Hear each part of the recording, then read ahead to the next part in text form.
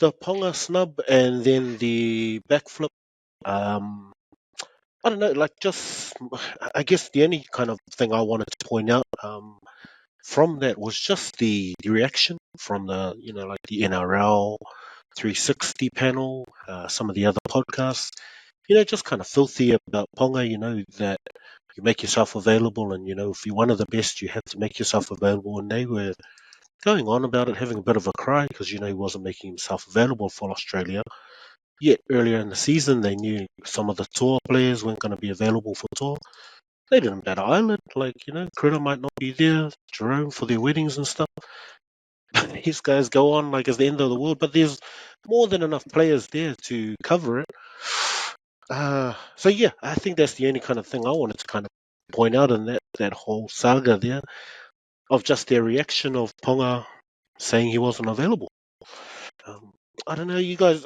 Bobby, you heard Mal's kind of explanation, or was it you, Stace? I read it just before about how Mal was going on about how there's a due process with regards to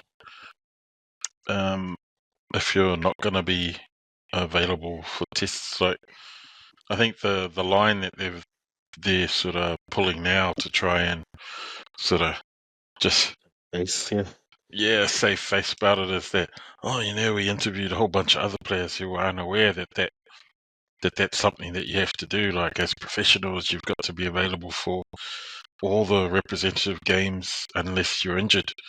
And so, we asked all these players, and and they too didn't know about it. So I was like, it just sounds a bit made up, because now Meninga's sort of blaming Kalyn Ponga's team. They're not specific about who they are. It just says, I think the way that his team handled it, it's created a mess. They were made fully aware that there is some due process in it that wasn't followed.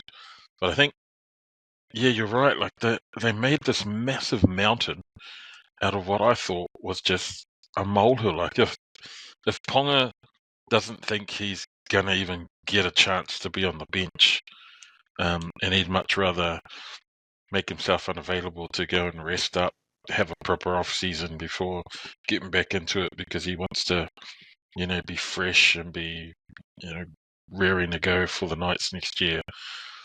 I didn't see any issue with it, and it was funny because they interviewed a couple of people, I think Joey Johns and Fittler, about it, and Andrew Johns was like, it was nothing. Like, he's made himself unavailable, and what? Like, the toll on players' bodies in the game that we play, like, it's a lot faster, it's stronger. You're gonna run the risk of players burning out, or them not getting the opportunity to have a proper rest before preseason kicks in again. And I think that's what Andrew Johns is sort of highlighting. And the NRL and all of the people that are in the business of making money from rugby league obviously want their superstars to be available for these test matches. And I think that's the bottom line. It's all about money in the end. But if Kalyn Ponga makes himself available, goes on to this training, injures himself in training before a game's even played for Australia, and him being unsure whether he's even going to get selected ahead of players like Tedesco, and what's his name from the Panthers? Edwards.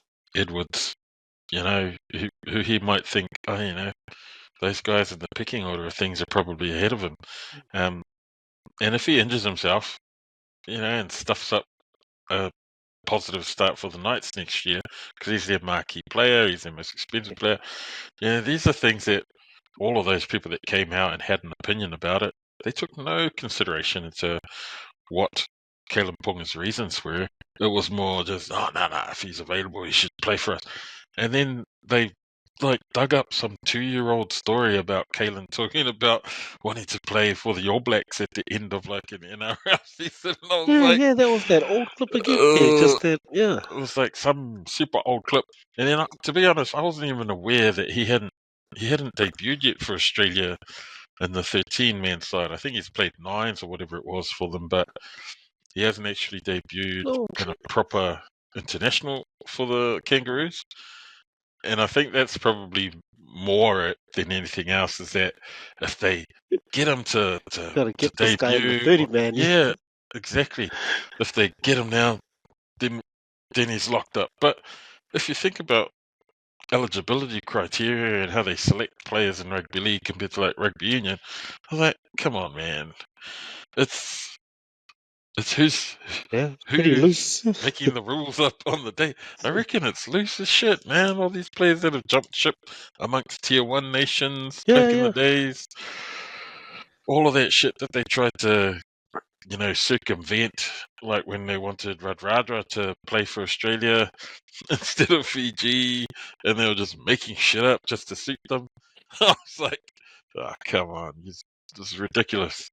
These guys are just being sour grapes because Ponga had an excellent end to his season as a Knight, and then they're like, oh, no, he brings eyes to the game, and so if he's not making Yeah, himself eligible for Australia, then there's a less eyes on our international team. We don't want that. So I think it just boiled down to money for me, to be honest. But yeah, I don't know. It did look like sour grapes. nice. Any further on that, Stace? Probably, I actually thought he handled it quite poorly, Ponga and his team.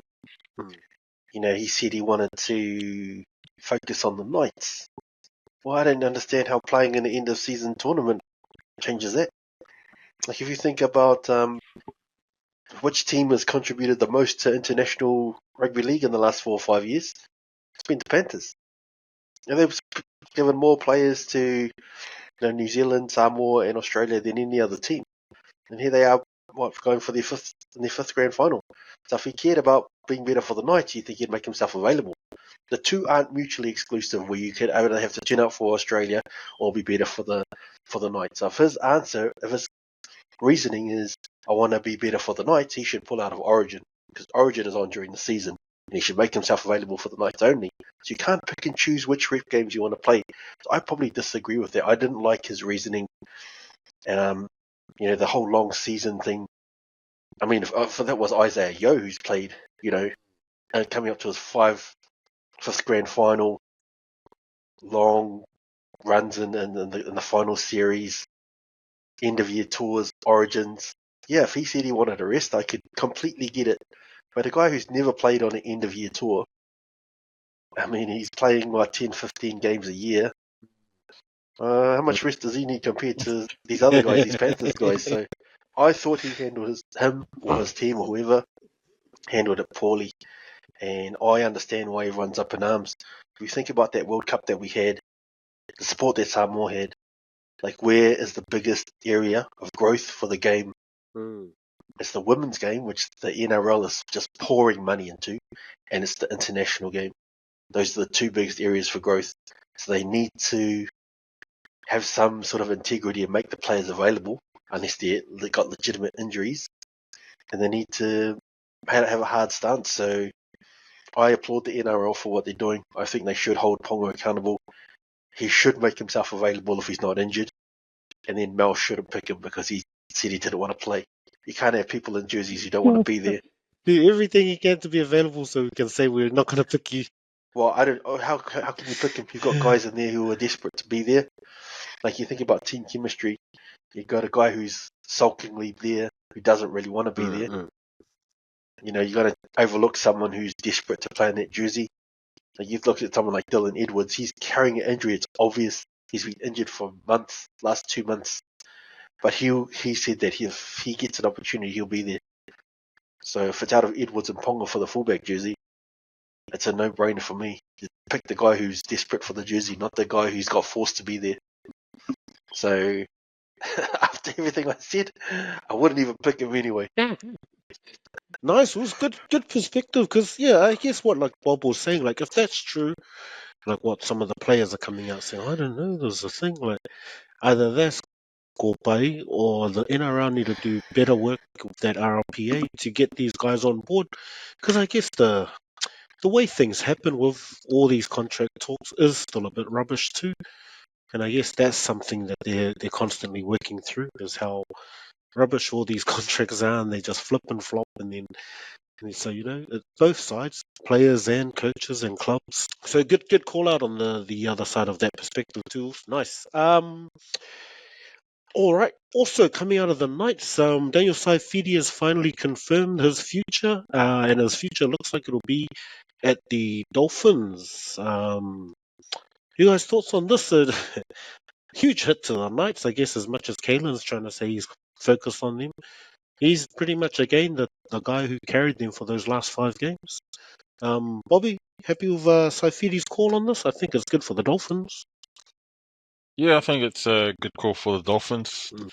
Like, they lose Bromwich, Jesse Bromwich, he's That's retired. right, yeah, he retires. And I think, So, I don't know what's happened with him. I think also might be, that looks like retirement material for me. oh, really? Mm-hmm. Like medical retirement? Yeah. I think it's a good buy for the Dolphins. It's a huge loss for the Knights because they've got a pretty solid pack at the Knights. It's just for some reason like they don't need to do too much to it, but they just need a few tweaks for it to operate like a Panthers rotation or like how the Warriors, because they got some big boys there and at the Knights. So I don't know why they didn't click as much this year. When they got players like Saifidi there. Yeah, so good for the Dolphins. I think it will be real good for Saifidi going over. New start. It'll freshen him up a bit. He's probably been in and out of that starting lineup at the Knights. Yeah, it'll be different for him going up to Queensland and giving it a go in a new club. I think it's good.